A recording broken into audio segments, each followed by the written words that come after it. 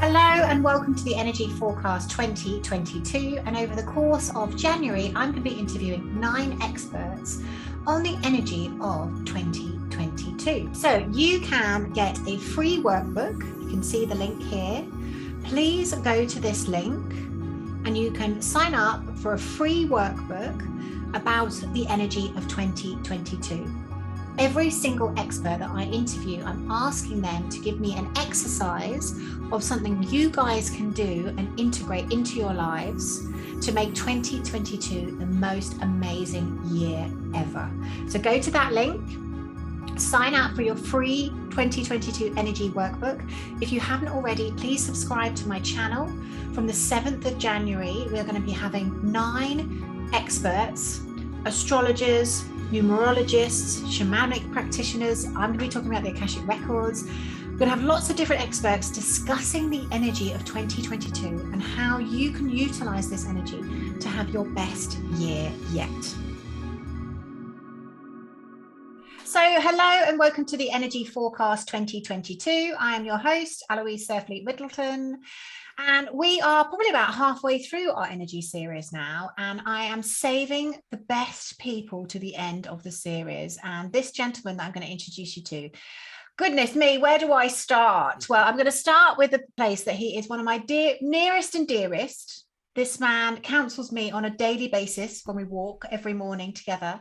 And he's a genius, and he is somebody that I'd love to introduce you to because he really understands shamanic work. He's a clairvoyant, and he's also very grounded because he works as an executive coach with incredible leaders. So Krish Surroy, welcome to the Energy Forecast 2022. Oh, thank you, Aloise. It's so great to be here. And I'm so happy to be on here with you.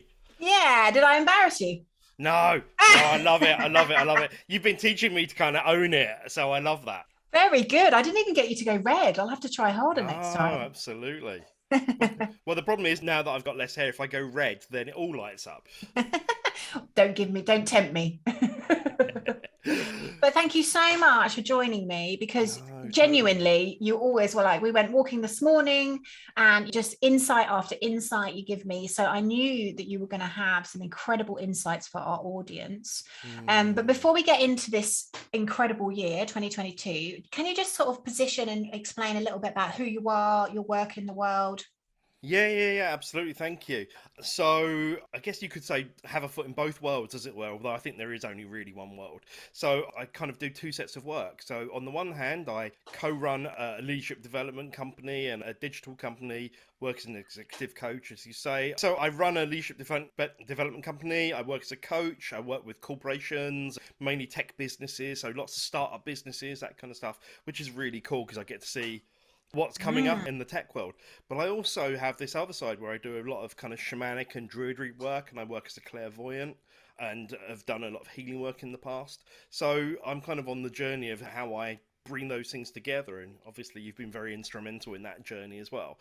So that's kind of what I do in the world, and I'm really passionate about where things are going because I'm really excited about where things are going.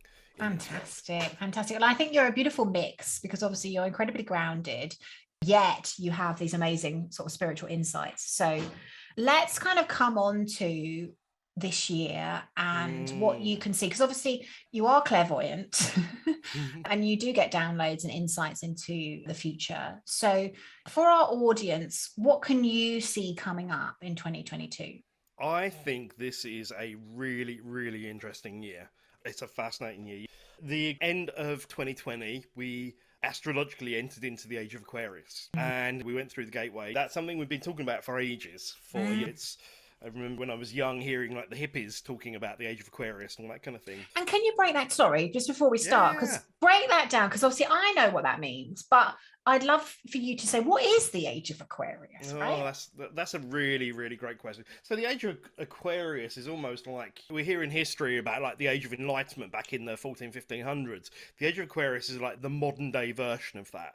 So it's actually about a big breakthrough in terms of our collective consciousness, in terms of shifting out of a very physical, material vibration into a more spiritually elevated vibration. And that with that comes a different way of living, a different way of setting up the world. So community, collectivism, it's a shift from I to we. Oh, love it. And that's how I interpret it, as it were. Well, my guidance agrees with you because absolutely. And so it was the solstice officially the start of that. So last year, obviously, it was everyone was sort of talking around the solstice. From what I understand, that was almost like the supposed starting point of Age of Aquarius. That's right. I mean, these things. The thing you have to remember with the clue is in the title, Age of Aquarius. Yes. So we're talking about cycles here that go. It's not like the solstice kind of happens, and a Bing. solstice, bing. That's it. We're in the age. There's like a cut of period, right? So, but yes, really. So it was really the winter solstice 2020 when we really kind of shifted into or crossed the threshold, if you like. But these ages are several hundred years old. They last several hundred years. The age of Pisces, I think, was about 250 years. So we are now in January 2022, just in the infancy of the Age of Aquarius. And this will go on for the next couple of hundred years. So does this kind of, like, just thinking about obviously what everybody's experienced in the last 2 years, like that's kind of this indicative of this old age leaving and then this new era trying to be birthed effectively? That's exactly what it is. You have this crossover point, don't you, where there are two realities. And this will continue to be the case through 2022 and actually for the next few years. There is this kind of cutover period where we see both the new reality coming in and the old one going out, and actually almost like the conflict between the two. So if we look at what's going on in the establishment right now, I mean, we've literally in the last 48 hours in the UK seen what's being called Partygate and the notion that Boris Johnson might be being kicked out of office. We've seen like the Prince Andrew thing, but the establishment is being rocked kind of quite literally and quite visibly. And that's the kind of shift from the old to the new, and creation and kind of decay going on at the same kind of time, as it were. So that's what we're seeing. But we're seeing a massive acceleration of stuff as we enter into 2022. So I think if we think of 2021 as being where are we? What's going on? And there was obviously a lot of turmoil in 2021. It's shaking us to wake us, isn't it? It is. Shake it to bake it, to wake it. Last year was like that. And if I was to kind of put a title on 2022, it's like do the work. So I know you've had numerologists on here and all this kind of thing. I'm not a numerologist, but I do. One of the tools I've used in the past is the tarot, and I do believe in the numerological journey. So if last year was a 5-year, and in the tarot, the 5 cards are the cards of conflict. So they are the cards of, if you imagine that 1 to 10 is a journey. Isn't it supposed to be the journey of the soul, 1 to 10? It is. That's exactly what it is. And in the tarot, the different suits relate to different parts of us. So the cups are our emotions. The swords are our mind and all that. But if we forget that for a second, that journey of the soul and the journey through life, 5 is the exact middle of the journey. Of course, yeah. So it's what I call the messy middle. Right, so you don't have that energy from the start of the journey. Oh, we're off we go. But you're also not approaching the end of the journey, so you don't get that sudden burst of energy. You're right in that messy middle where things get gunky and horrible, and that's what 2021 was, wasn't it? It's like 2020, we had the pandemic, and it was like, oh, shock. Then last year we were like, oh God, we're just. How do we deal with it? And we had to live with it, didn't we? Literally. Right. And so from a spiritual level, that was really about how do you use your spiritual practices to really just stay afloat and that kind of thing. Whereas this year is a 6 year. So in the tarot, 6 is like the conflict is over. Now it's time to re-energize, start moving forwards. So there's a little bit of a pause. The 6 energy is like before things really accelerate, it's like now's the time to kind of just regather foundations or re-establishing the foundation, regathering after the conflict, regathering your resources, that kind of stuff. So this is what I mean by do the work. So for me this year, what I feel this year is this is a year of responsibility, it's a year of accountability, but it's setting the foundation for the years to come, as it were. So what I mean by that is, so like, for example, one of the things I'm feeling really called to do is really, really, really, like, no kidding, take care of my health this year. It's like when we talk about the home, well, the body is our physical home in this Hmm. physical plane. Incarnation.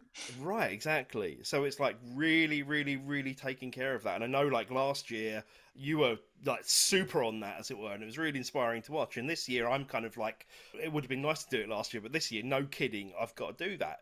It's like this is my vessel. Because the other theme I'm seeing this year is that's kind of related to that is the theme of completion.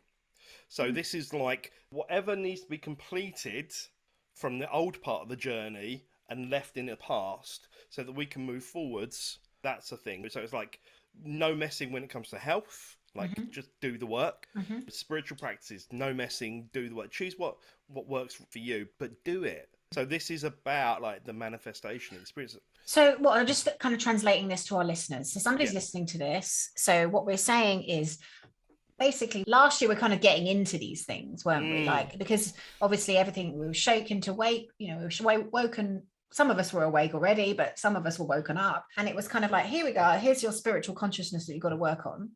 And then for me, anyway, I kind of really bedded in my spiritual practices last year. And so yeah. you're kind of saying that whatever we've woken up to, now it's really now do the work and be consistent. Yeah, it's do the work, be consistent, but also kind of come home, as it were. Right. This is about releasing anything that doesn't serve, but it's also about coming home to like that sense of your own guidance, your own doing the practices, like whether it's meditation, whether it's like walking. Mhm. It's about really setting that foundation of your connection from heaven to earth and vice versa, so that you know what your own guidance is, so that you know what your own sense of, because there's so much misinformation out there. I think Owning your own connection to yourself. exactly, and therefore owning your own sense of guidance. And interestingly, because obviously the six is all about responsibilities in the home.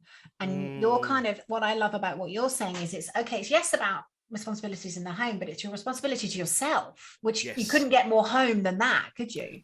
that's exactly it. That's exactly it. This physical vessel is our home for our spirit, and that's exactly it for me. And it is so there is responsibility at home as well, and it's like chucking out the junk and lightening the load, Yeah. because there is going to be an acceleration over the next few years. There's no doubt about that in terms of like growth and it's like anything. You can sit on the rocket ship, Mm. but the heavier the load, the harder it's going to be, and also the more jugger it's Get going to rid be. of your baggage, Get rid of your basically. crap in physical, mental, emotional, spiritual. Whatever Right. work you need to do that. But yeah, I mean, I've got a bunch of physical clutter I need to get rid of here. And it's about completing that part of the past so that it doesn't weigh. We are seeing, unfortunately, a lot of us are seeing loved ones leave the planet right now. There are a lot of Mm. loved ones that are not moving forwards. I mean, as you know, I kind of lost my mum at the end of last year. And there are just lots of people that, on a soul level, are really clear that they're not coming into the new age with us. And that's the thing. The Age of Aquarius is a very specific vibration, and if you're not that vibration, or Mm. if the soul wasn't ready to kind of do that, then they're checking out. So again, there's that completion piece. So there is the completing the bits of yours. There's completing relationships. So if you've got relationships, friendships, family, that kind of thing, it's cleaning those up, getting to the point where nothing is unsaid. And I know that's difficult. That's easier said Mm. than done. But it's like getting to that point where the relationship is clear, so that if you did metaphorically pop your clogs tomorrow, there would be no regrets. I've had to let some relationships go over the last kind of couple of years just because they weren't in alignment. Well, I think it's kind of looking at your life. What I'm hearing from you is it is almost doing a little assessment around to say, actually, is everybody and everything the way it needs to be?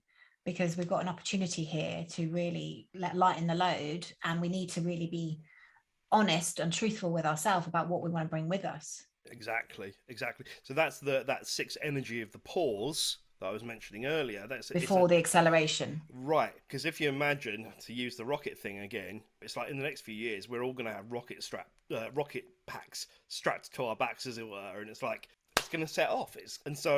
It's like, do you want to do that with a lightened load and being able to navigate, or do you want all of this old baggage to be like dragging along the floor as you're flying forwards? Great analogy. Yeah, so I think that's the thing. It is doing a bit of a life inventory. If there's something I had to say this year, a bit of a life inventory. I love that idea. Looking at your relationships, looking at what isn't cleared up, looking at your health, looking at all the things you can do to give yourself a solid foundation for the next few years. That's what I Mm. mean by do the work. as it were, because as we go further and further into Aquarius, the Sounds opportunity. exciting, Well, though. it is. I think we're going to see some real breakthroughs in the next few years. But equally, there are great invitations. But human beings, we are physiologically, or have been physiologically, biologically wired to like our comfort zone, to move, to not like change. And there's just going to be change, and it's going to be uncomfortable for a lot of us because as human beings, we don't love change. But if you can lean into it, it's going to be awesome, I And think. it's an interesting mix, isn't it? Because obviously we've got the rise of the spiritual, Hmm. effectively, but then we've got this technology that is, we've never been as progressive or advanced with our, so well, we probably have in Atlantis and places Yeah, like and that, but Lemuria and whatever. yeah, Yeah. Lemuria, but not in our recent history have we been Mm. advanced with our technology. So it's, but it's quite a dichotomy. I think the energies are quite, how do you get that to work together? I think it's really interesting because it would be, you're right, the rise of both appear to come out of different routes, as it were. But my understanding of technology in Atlantis, for example, was it was spiritual technology. And a lot of the stuff that I'm seeing in like my day work, as it were, so kind of solutions towards environmental problems and all that kind of stuff, is actually being born out of a consciousness that is based in that's based in concern for the planet, that's based in concern for the collective. So technology has to be born out of consciousness at the end of the day. So I think we're going to start to see more and more technology that's born out of consciousness, and a consciousness that is more collective, more Aquarian. Because one of the other things about the Age of Aquarius and Aquarius energy is innovation. You know, Mm. innovation is a big hallmark of the Age of Aquarius, and we will see movements in that direction, as it were. Innovation. Yeah, Mm. absolutely. Technical innovation. I think we're going to see big advance in energy, in communications, in a very material sense. You know, I mean, I was reading yesterday that there's a new breakthrough in battery technology that's going to allow electrical vehicles to go 5 times the distance that they can now. Right. Wow. Yeah, because So, that's kind of one of the biggest drawback, isn't it, of the electrical ones, that you have to charge them. yeah, absolutely. So you'll be able to go like 1,500, 2,000 miles on a single charge kind of thing. Amazing. That kind of stuff, as it were, that's what's coming. But I think that's more Few- 23, Like, 24, 25 kind of thing, sure. Okay. And as then it were. from a shamanic perspective, so obviously, is there any insights you could share with us there around kind of the energy of 2022, or what you can see Yeah. coming, or? Yeah, definitely, definitely. I think the other big part of this, one of the big things that happened during lockdown and all that stuff, were lots of people were drawn back to nature, wanting to start getting outside more. I think, you know, when we were told we can only get out for an hour a day, it was like, oh my God, I want to be outside. But more and more people have been drawn to nature, and I think that's a big part of this. One of the issues over the last period of time, I think it was part of the Age of Pisces, was this sense of we lost our connection with the more than human world. And we exist within an ecosystem. So a lot of the commentary I hear at the moment about what's going on in the world and what's going on in spiritually and all this kind of thing, it's very human centric and it's very earth centric.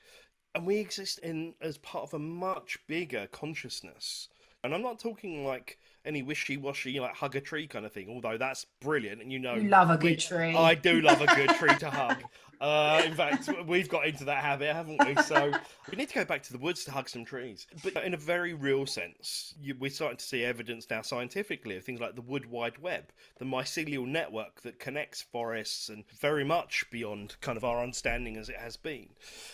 So I think one of the big draws this year is to go deeper. Right. Okay. Not just go for a walk in nature, but to actually spend time in nature, to actually like open up our senses. So you've probably heard of the term forest bathing, or I think it's Mm. Shinjin Ryoku or something like that in Japanese. But it is that thing of nothing connects us back to our truth and our nature and our real nature than actually going out into nature. We live in concrete boxes or wooden boxes or Mm. whatever.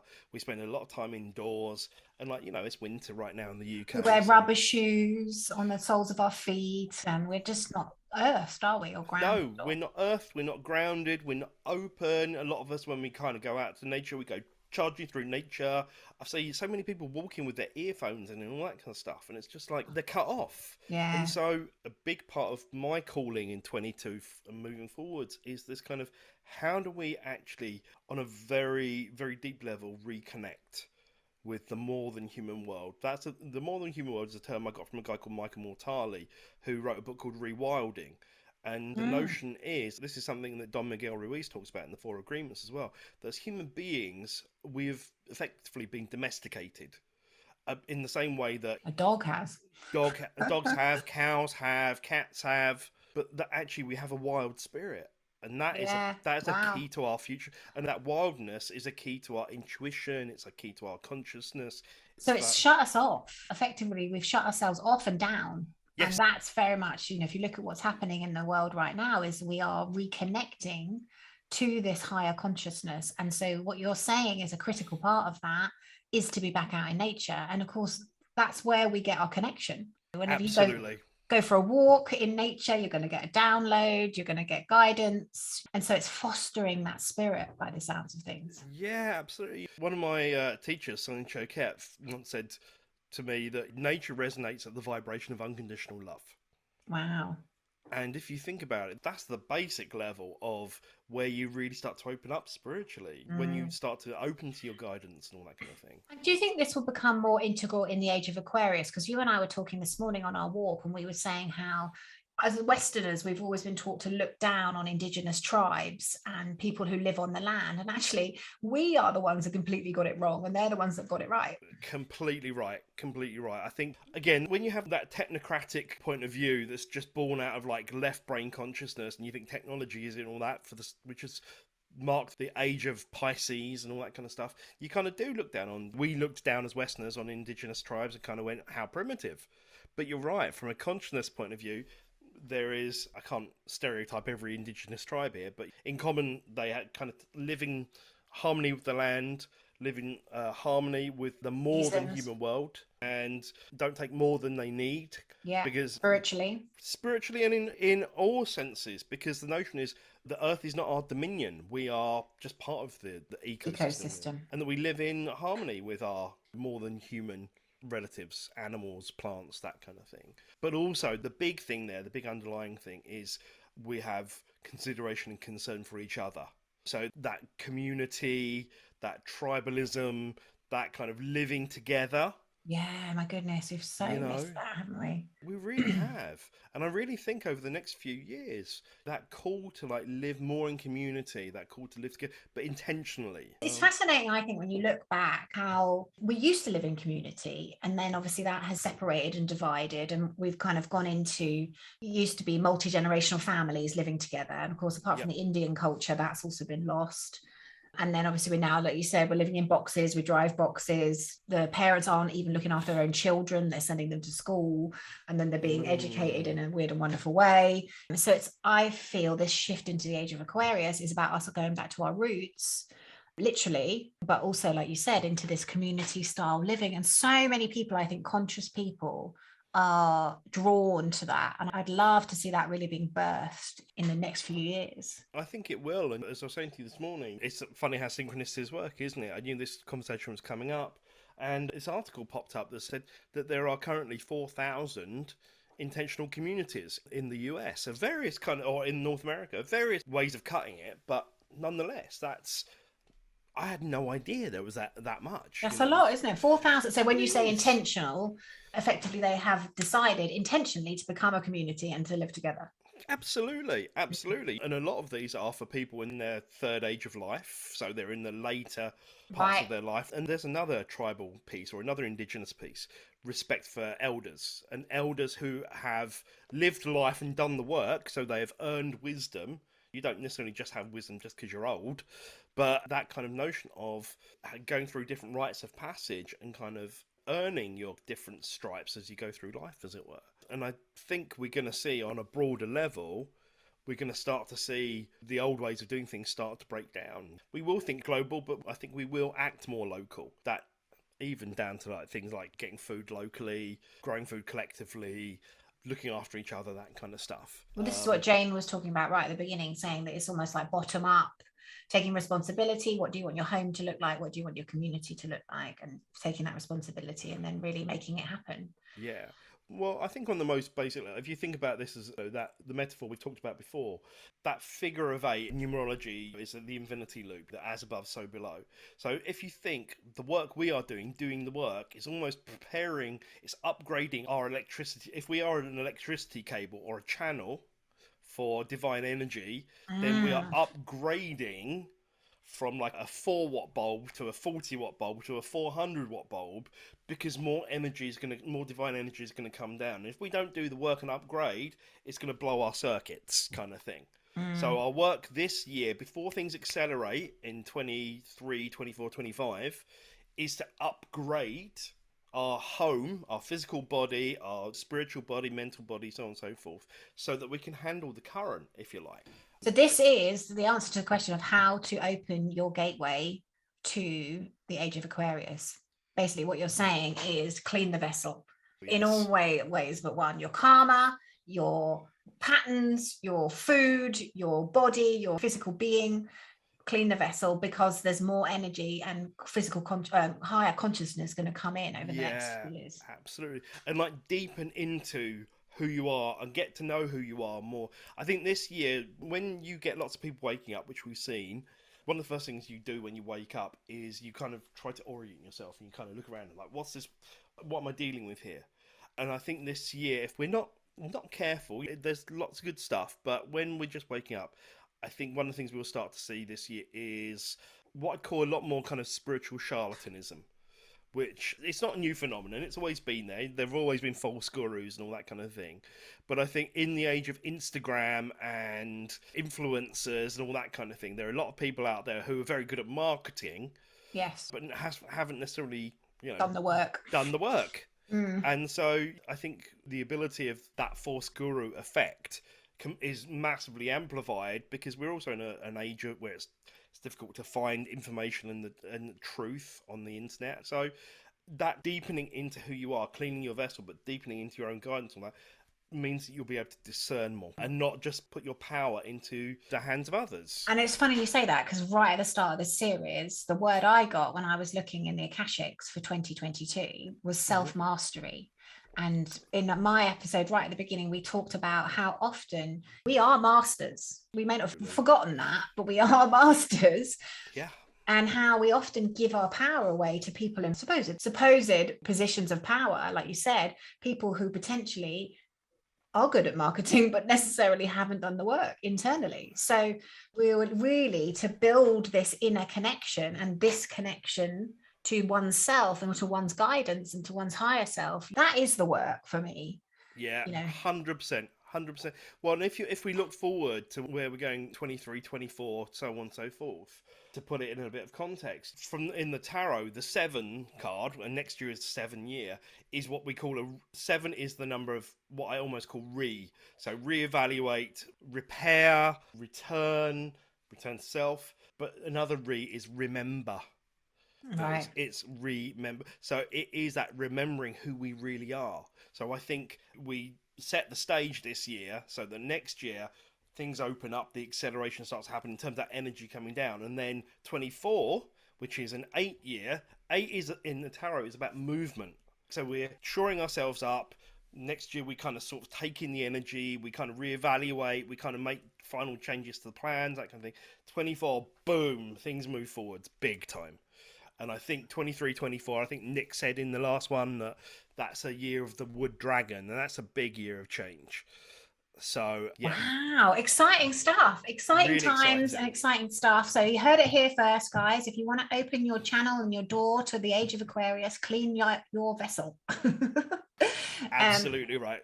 Amongst other things. But Krish, where can people find you? Because I know you're obviously doing some fantastic work. How can they connect with you? How can they find you? Yeah, absolutely. Thank you. So my website, KrishSurroy.com. I'm also on Instagram and I'm on Facebook under the same name. And I also have a podcast, which I'm about to kick off, called the Sacred Wild Podcast, which is really about where leadership and spirituality and ecology, and shamanic stuff all mix.